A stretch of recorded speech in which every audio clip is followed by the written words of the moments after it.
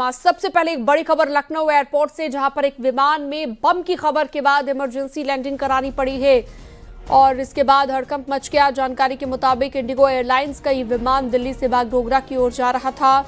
इसी समय विमान में बम होने की सूचना मिली, जिसके बाद तत्काल विमान की इमरजेंसी लैंडिंग कराई गई। इमरजेंसी लैंडिंग करके विमान को आइसोलेशन में पार्क किया गया। लखनऊ एयरपोर्ट पहुंचते ही सुरक्षा कर्मियों ने विमान को अपने घेरे में लिया। विमान की तलाशी ली जा रही है। फ्लाइट में कुल 222 यात्री, 2 पायलट और 5 क्रू मेंबर हैं। सभी यात्रियों की स्कैनिंग करके बाहर निकाला गया।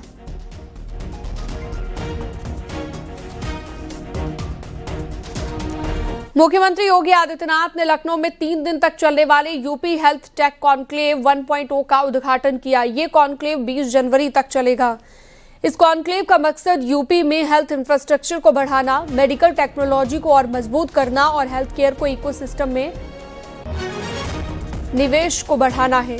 अपने संबोधन में सीएम योगी ने कहा, 2017 के बाद से यूपी के हेल्थ सेक्टर में तेजी से काम हुआ है। आज यूपी में 81 मेडिकल कॉलेज हैं।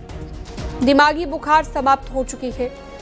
यूपी के हेल्थ सेक्टर में अपार संभावनाएं हैं। 2017 के पहले उत्तर प्रदेश में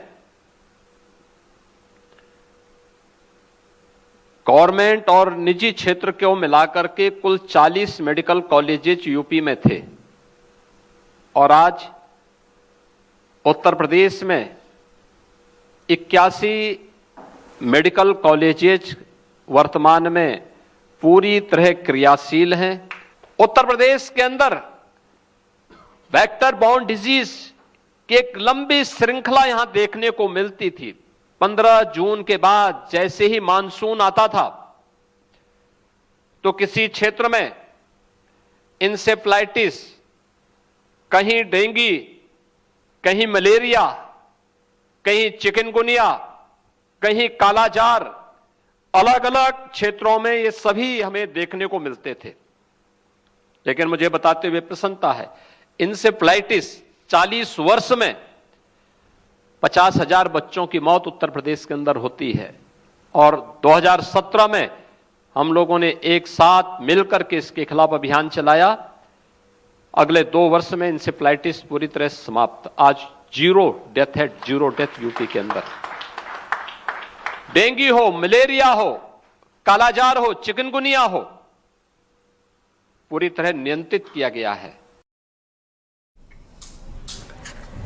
और बढ़ते आगे, एसपी अध्यक्ष अखिलेश यादव ने बीजेपी पर निशाना साधा। उन्होंने आरोप लगाया कि ये एक ऐसी सरकार है जो हेरिटेज और हिस्ट्री को बर्बाद करना चाहती है। उन्होंने कहा कि सनातन धर्म कहता है भगवान आपके अंदर भी है। उन्होंने आरोप लगाया कि ये लोग बांधने का काम कर रहे हैं, लेकिन हमारा धर्म बांधता नहीं है, हमारा धर्म सबको जोड़ता है।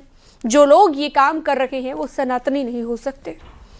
हमारे पूर्वजों ने जो सजोया, जो बनाया, हम उसको नष्ट कर दें। ये दुर्भाग्य है कि ऐसी सरकार है जो हेरिटेज, हिस्ट्री को बर्बाद करना चाहती है। कम से कम वो लोग जो धार्मिक और सनातन की बात कर रहे हैं, तो जो हमारी परंपरा जिससे बचनी है, हमारा जो इतिहास जिससे बचना है, हमारी जो पुरानी पीढ़ी हमें दे के गई है, हमारी इस पीढ़ी की जिम्मेदारी बनती है कि अगले पीढ़ी तक कैसे सजो करके ले जाएं, कैसे संरक्षण करके ले जाएं। इन्हें संरक्षण करना चाहिए, इतिहास को और अच्छा बनाना चाहिए, बल्कि इतिहास को नष्ट नहीं करना चाहिए। बीजेपी ने अखिलेश पर पलटवार किया है। बीजेपी के राष्ट्रीय प्रवक्ता सुधांशु त्रिवेदी ने अखिलेश से एसआईआर के मुद्दे पर पूछा कि वो कटे हैं या फिर जुड़े हैं। इंडिया गठबंधन पर सवाल उठाते हुए उन्होंने कहा कि दिल्ली, पटना और मुंबई के बाद अखिलेश जी के क्या विचार हैं। अखिलेश बताएं कि यूपी में इंडी गठबंधन का अस्तित्व है या फिर नहीं। जब उनको कभी ये लगता है कि उनके वोटर जुड़ गए हैं एसआईआर में, तो वो बड़े खुश हो जाते हैं और वो कहते हैं भाजपा के वोटर कट गए हैं। फिर उन्हें लगने लगता नहीं अब उनके वोट कट रहे हैं और भाजपा के वोट जुड़ रहे हैं।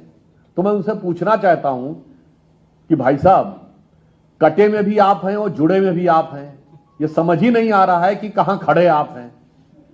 अब उत्तर प्रदेश में इंडी गठबंधन का अस्तित्व है या नहीं, क्योंकि आपने भी उत्तर प्रदेश में उपचुनावों में कांग्रेस को कोई सीट नहीं दी थी और कांग्रेस ने भी आपको दिल्ली के चुनाव में कोई सीट नहीं दी थी। तो मैं पूछना चाहता हूं कि दिल्ली के बाद मुंबई और पटना के अनुभव के बाद लखनऊ में अखिलेश जी आपका क्या विचार है, यह स्पष्ट रूप से देश की जनता जानना चाहती है कि इंडी गठबंधन अभी है या अब वो समाप्त हो चुका है। बढ़ते हैं आगे अगली खबर। समाजवादी पार्टी के पूर्व सांसद एसटी हसन ने विवादित बयान दिया और कहा कि इंटरनेट की वजह से रेप होते हैं। इंटरनेट पर अश्लीलता छाई हुई है। जवान लड़के अश्लीलता देखते हैं जिससे उनका हार्मोन इतना बढ़ जाता है कि वो दुष्कर्म करते हैं।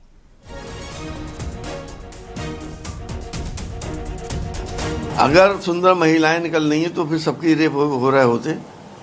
लेकिन मैं इस बात को मानता हूं कि ये इंटरनेट बहुत बड़ी वजह है।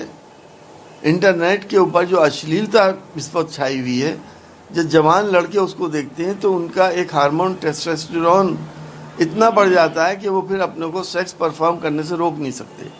इस बीच में अगर कोई महिला या कोई लड़की उनके आसपास फंस जाती है तो उसका रेप हो जाता है।